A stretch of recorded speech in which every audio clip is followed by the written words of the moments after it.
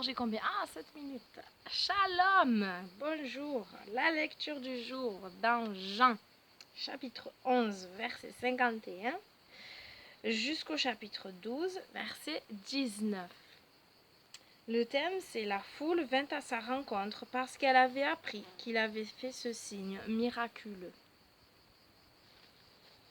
Et j'ai pose ça jusqu'au 12, verset 19.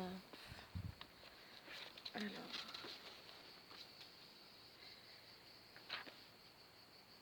il ne disait pas ces choses de son propre chef, mais parce qu'il était Kohen Gadol, grand prêtre, cette année-là, il prophétisait que Yahusha allait mourir pour la nation.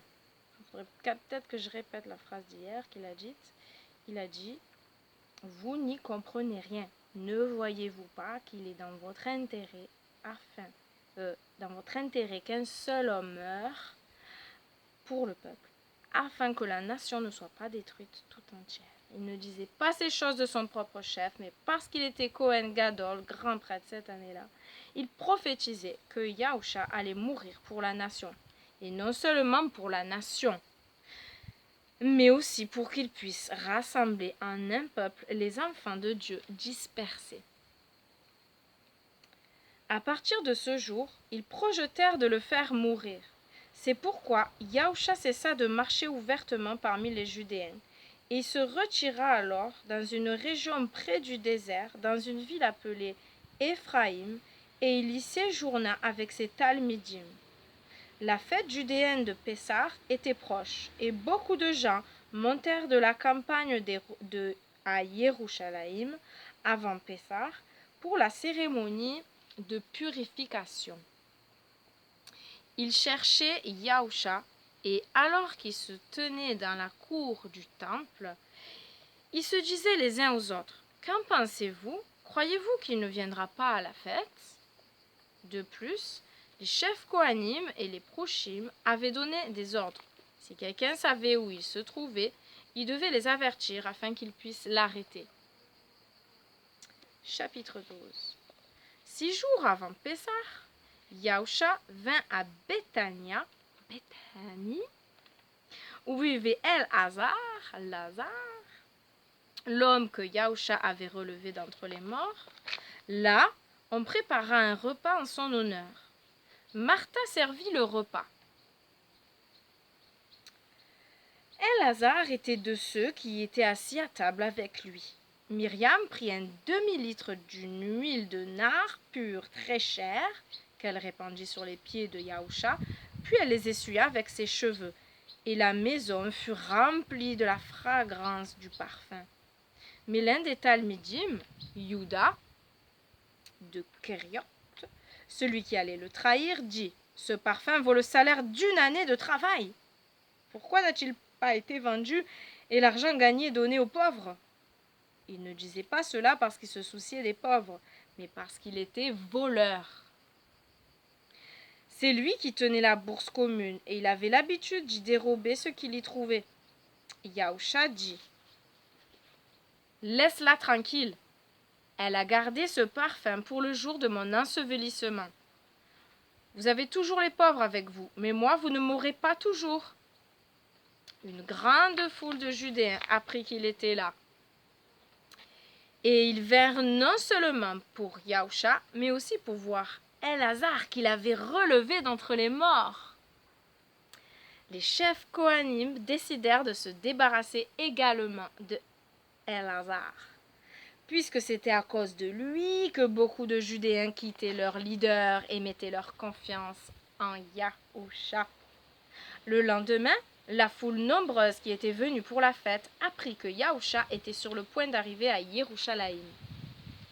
Ils prirent alors des branches de palmier et sortirent de la ville à sa rencontre en criant « Délivre-nous! Béni soit celui qui vient au nom d'Adonai, le roi d'Israël !» Après avoir trouvé un ânon, il s'assit dessus, selon ce que dit le Tanakh. « Ne crains pas, fille de Sion, regarde, ton roi vient monter sur le petit d'une ânesse. » Ces Talmidim ne comprirent pas ces choses au premier abord.